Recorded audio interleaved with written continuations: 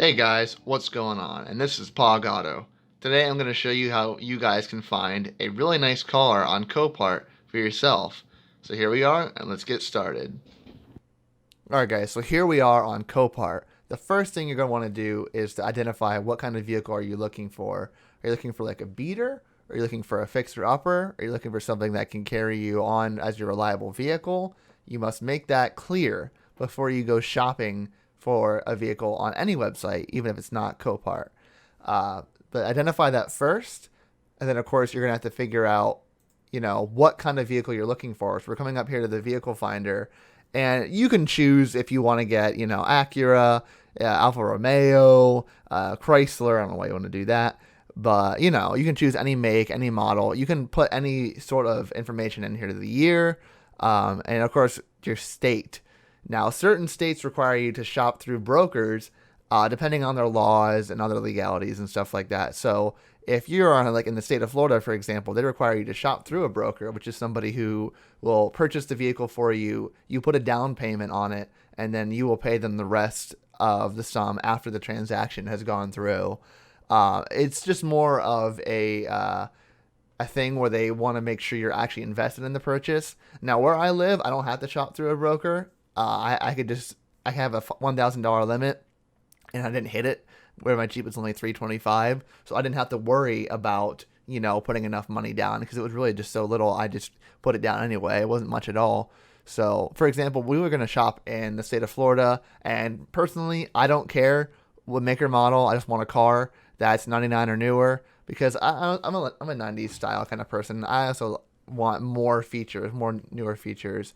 So we have all the different kinds of cars on here. As you can see, the top one being this Kia Soul here with flood damage. So not everybody wants to touch flood damage, but hey, if you're an electrician and you don't mind replacing all the electronics in this vehicle, which are probably going to be ruined, there you go. It only has, 20,000 miles, but it's not actual miles though, so they're not sure. Again, the problem with electronics being flooded.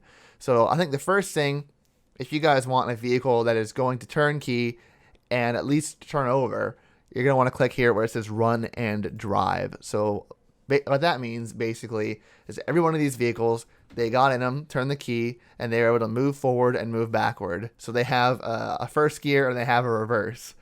That might mean everything or that might mean nothing. Maybe the transmission's toast and it only goes into first gear, but they didn't try going into second gear. So maybe you have to get a new transmission, or say you're a transmission expert. That's an easy fix for you. Most cases, though, it's going to be running and driving okay. There's just other issues hindering it, like, an exhaust leak, lack of exhaust. Obviously, the damage listed is going to be a problem. So, like here, this is Toyota Corolla 2016 with only 66,000 miles on it. Yeah, the rear end got crunched in pretty hard. So, even looks a little bit burned as well. But if you don't mind doing the body work, and you can go get parts for it, there you go. New car, very basic, and you probably could get this thing really cheap. I'd probably save maybe like, I don't even know if it'd be $2,000, probably less than that. It's going to be a salvage title, but rebuildable, so you can get a reconstructed title on it. So you can still take it on the road, and you can have a 2016 car you paid a couple grand for initially. Of course, you have to put some work into it. The only problem that lies if you're in a state like mine where you don't have to put use a broker, is that they're going to require you to put money down in the website. So you're still putting money down if you're paying a couple grand for it. Okay, so let's go to an example where it's a older car and it's going to sell for maybe a couple $100. Actually, if you want to find that out even before the auction gets close to ending, you can go to the buy it now price. And I don't think you can sort by buy it now, but we're going to have a look here at buy it now price. It's usually representative of how much they expect to get out of it. So funny enough, let's just go to this. So this is CRZ. Yeah, I even knew it before I looked at the title. CRZ, they want to sell it for, or they say it's worth $8,200. What's wrong with this thing? Front end damage. Let's have a look here. Front end damage, huh? And this is a hybrid. This isn't that bad. I mean, that's a pretty clean little Honda right there. Apparently, that damage caused it to have a salvage title. There might be more underneath. You don't know. But they say it's going to be worth $8,000, right? My Jeep, they said was worth $4.2 grand. Unless you're a dealership, a used dealership, that wants to get so much more money for that vehicle than it's really worth, chances are you could probably get this for one or less. You probably could get this for 800, and fees and everything, broker fees in the state of Florida will probably bring you out to about 1,200, 1,300. For a Jeep, for a CRZ, that's pretty good with 85 original miles, 85,000 original miles. I guess it has damage history. Okay, so it's been in accidents before. So other things to consider, but you can get pretty good gas mileage on this car. Have up to 100. Wow. So yeah, guys, if you could get a CRZ for about 800 out the door with fees for about 12, 13, I probably want to throw on it. You're probably gonna need it towed unless you have a truck. It'd be about another 200, I'd say. 1,500 for a 2013. You put a little bit of work into it, a little bit of parts. If you don't like doing the work yourself, get serviced. Probably another $2,000. Have a CRZ for $3,000. Yeah, it's had a bad history, but you have a car for $3,000. That's pretty good. That's just one example of many. If you don't mind going a little bit older, let's look here. Do you have anything else older? Again, I only have the buy it now price because it's representative of what they want out of the vehicle. Here's an Infiniti 2005. Run and drive. Just looks to be a little bit crumpled up in the front end. Honestly, you could live with that if you don't mind it looking like, trash. In my opinion, of course. You got fully loaded in here. It's Infiniti at a discount, right? They expect to get $1,650 out of it. So you could probably get this for, I don't know, $400, because they really want money. They really want that money, but chances are somebody's not going to give that much to them. So $400 for an Infiniti. Runs and drives, a little bit crumpled up on the front end. Might have to check the radiator. Guys, the sky's the limit. So let's see. Let's see if we can sort by age. Let's hit the oldest thing here. Let's take off buy it now. Let's get some old cars. Oh my goodness. A Buick Century that has a little bit of front end damage. You can't even see it. Scratches and dents. Runs and drives. Probably, somebody's grandma's car. $70,000. Salvage title. You could probably get this thing for $700 at the door. $700 for a Buick. Yeah, the regulators in the windows go out. They have other issues as well.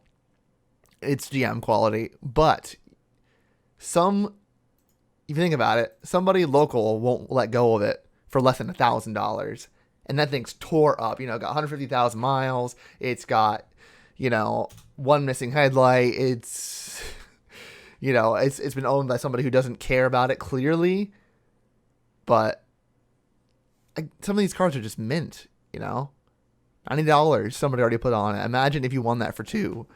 You could get it out the door for $400. Edit this thing's fine. Check the fluids.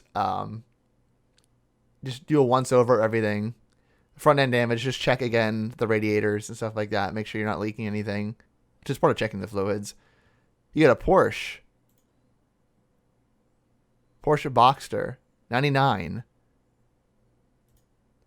Oof, rear end not looking so good, but hey, I don't think it's touched the suspension. The steering, you might have to check the steering. But you slap another taillight on there, another rear panel. I'm sure it's not cheap because Porsche, but you could probably get this thing for a pure sale. So whatever it sells for, you get it for. Guys, the options are endless here. If you want a sports car that's just a few years old and needs a little love, and you don't mind a reconstructed title, there you go, guys. Lexus, ride in style, guys. Mechanical issues. I mean, just consider what a Japanese car with 200,000 miles would have wrong with it. Check fluids, everything. This could be a steal. Because, it's Toyota, right? Fancy Toyota. It's just up to you guys what you want to do. So, I saw my Jeep. I won the auction for $325. I was happy with Crown Vic right down here. This thing is not a good example, but, if you need parts, here you go. Out the door for probably about $300. Pure sale, Drop a $200 bid on that. Yeah, don't even bother getting it registered or anything. Just use it as a parts car. Get it towed. Yeah, honestly, even if you don't need a running vehicle and you just need parts and you can't get them where you're at, just get a parts car on here. It's really not that bad, guys, because what you can do is get the parts you need and then take the parts you don't need and sell them. People are probably looking for them. And right down here in Florida, for example, say you live in Georgia, Florida car is going to be absolutely fantastic when it comes to no rust, probably parked in a driveway. So it's not even damp underneath from sitting in the grass.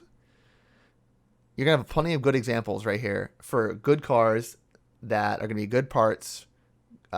These are all running and driving, so they will turn over. So if you need an engine, say from this 70,000 mile Buick, it's probably not the engine. But you got an engine for, say, a couple $100, and you got a transmission, and you've got the cooling system, and you've got AC parts. You got everything. It's a bonus. Imagine buying a part and then getting all this free stuff with it too, that you can actually make a profit on. If you want a good example for how to make money off of a parts car, I'll link Chris Fix's video in the description of how he bought a second Jaguar to fix his dad's car with some cosmetic parts and other parts as well. And he sold the parts and made money off of that. It just took some time and effort. Granted, he loves digging into cars, and I think that I will too. And if you guys do as well, you can seriously benefit from Copart. Now, I know it sounds like a kid in a candy shop here, but hopefully I shared my ideas and some expressions with you guys. If you have any more questions on Copart that I didn't cover, anything you guys might want to understand, please let me know. I can go through it more in depth, but this video is more or less showing you the opportunity that you can have from shopping on Copart, and by looking and by taking some options. There are some new cars out there. Consider a Ford Focus right now, because Ford's going to get rid of them soon. 2018, there's probably one on there. You can win it for probably like $2-3 grand with 20,000 miles on it. You just need to put a new bumper on it. You need to check the fluids and everything, make sure it's all structurally sound. And if you don't mind getting your hands dirty with that, you could have a reliable car that somebody did not want to deal with, and it was a lease, and they just totaled it. It's now your gain. So thank you guys so much for watching. Again, leave any questions down below. If you like this video, make sure to give it a like. And if you didn't like it, leave it a dislike. Let me know what I can do to further help you with any questions. Thank you guys so much, and have a great day. Peace.